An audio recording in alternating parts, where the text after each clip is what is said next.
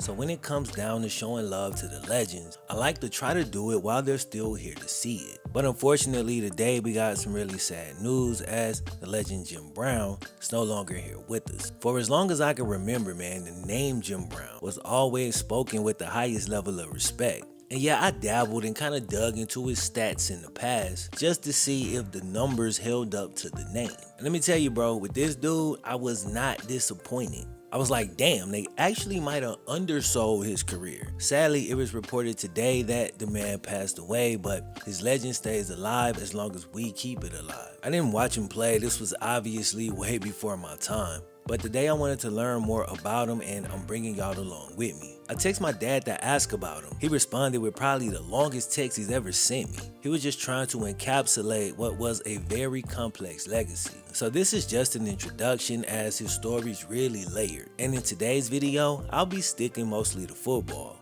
From Jim's time as a kid and what led him to the game, all the way through to what led him away from it. So this video is more of an overview of the legend of Jim Brown, the football player. And for me, these videos is how I pay my respects. So if you've heard the name but don't know a lot about his career, or want to relive some of the wild feats that he pulled off on the field, then this video is for you. I obviously had to put it together fast, but let's get in. When it comes to athletics, man, genetics are important. And there's no doubt that it was helpful that Jim's dad was a pro boxer. But his genes may have been the only thing that Jim's dad actually gave him. When Jim was 2 weeks old, his dad left and he never came back. His mom left shortly after, but she left to go find work. And she left Jim in the care of his great-grandmother. When Jim was 8, he left St. Simon's Island down in Georgia and went to go live with his mom up in New York. So on his first day of school, man, you might have thought the Hall of Fame running back would grow up to be a linebacker instead. His first day, a kid pushed him and Jim wasn't having it. He hit stick dude and stopped the bullying right there. So eventually the sports coaches, you know how they do, they got them stars in their eyes and they got him on the football field. They also got him on the basketball court. He played lacrosse, ran track. He was cold at everything. Dude averaged 38 points as a high school basketball player. I think they said the highest he scored was 50 plus points. And on the football field, bro, this next stat is crazy. I don't even need his total stats to show you how dominant he was. So obviously we all know a first down is 10 yards. Bro, this dude averaged 15 yards per carry. That might be the craziest stat I ever read off on his channel. When he touched the ball, the worst case scenario was a first down. Dude was such an elite athlete when he hit the baseball field. The Yankees offered him a contract to play in the minor leagues, but Jim declined and decided to head to college, where he played football for a while and then go pro. As elite as he was in every single sport, he was always sharp. Like, dude was a thinker. With his athletic ability and good grades to go with him, he was approached by more than 40 colleges. But the one he chose had some BS afoot. He went to Syracuse, where he thought he had a scholarship waiting. Bro, but they wanted to, quote, try him out first, as if anybody on their roster averaged 15 yards a carry. It was BS going on. Of course race was involved. It was the 1950s when all this was going on. But ultimately, Kenny Malloy, who Jim got close with in high school, I believe Kenny was a lawyer, and he decided to foot the bill. See, Kenny had pushed hard for Jim to go to Syracuse. He wanted Jim to go because that was his alma mater. And by all accounts, Kenny was a stand-up dude. So he paid for Jim's first year till they put him on scholarship in year 2. Jim said his coach put him down every day.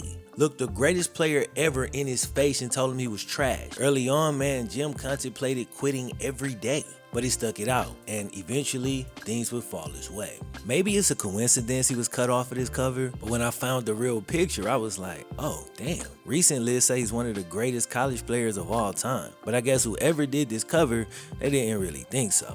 Following a string of injuries, he finally got in the game. And once he got on the field, you'd be an idiot to take him off. Back in 1954, the college season was 8 games. So if I give you the season stats, it won't give you any context. So for his sophomore, junior, and senior seasons at Syracuse, let's take a look at Jim's yard per game averages. As a sophomore, he averaged just 9 carries per game, and he still averaged 55 yards on 9 carries. The next year his touches went up, 16 carries per game. And that year he averaged 83 yards per contest. Then his senior year, bro, before I even do the averages, in 8 games he still damn near gained 1,000 yards. He got 19 carries per game, right? He averaged 123 yards per game as a senior. On top of that, he kicked extra points, blocked a few. I'm gonna need Uncle JB in a minute, man. And he can He still ran track, averaged 15 a game in basketball, and I haven't even gotten to the most ridiculous college accomplishment. It comes from a sport I had no idea he played. I'm gonna read you a quick excerpt from an article called, quote, "Some rule changes are actually good." In it, George Vesey talks about how the greatest football player ever forced a rule change in lacrosse. Some rule changes are dictated by one great player, like Jim Brown of Manhasset, Syracuse, and the Cleveland Browns. I wrote about Jim back in 1984 when he came out to Long Island for a lacrosse honor. In his day, Brown held the ball in the webbing of his stick, close to his body, and since he was twice as strong and twice as fast as everybody else, Brown could not be separated from the ball until he had fired the projectile at a quaking goalie. He insisted he went by the rules and did not hold the ball directly against his sturdy chest. Maybe yes, maybe no. Later, they changed the rules to force players to keep their arm, the stick, and the ball in motion at all times, giving opponents more of a chance to poke it away. He's generally considered the greatest American lacrosse player ever. That's kind of crazy. The rule is unofficially considered the Jim Brown rule. What greater tribute could there be? In 1957, James Nathaniel Brown was drafted by the Cleveland Browns 6th overall. As a rookie, first year, dude led the league in rushing yards, touchdowns, made the Pro Bowl, and made first team All-Pro. As impressive as that sounds, bro, the next thing's even crazier. Bro, tell me if you ever heard anything like this before. He won Rookie of the Year and MVP.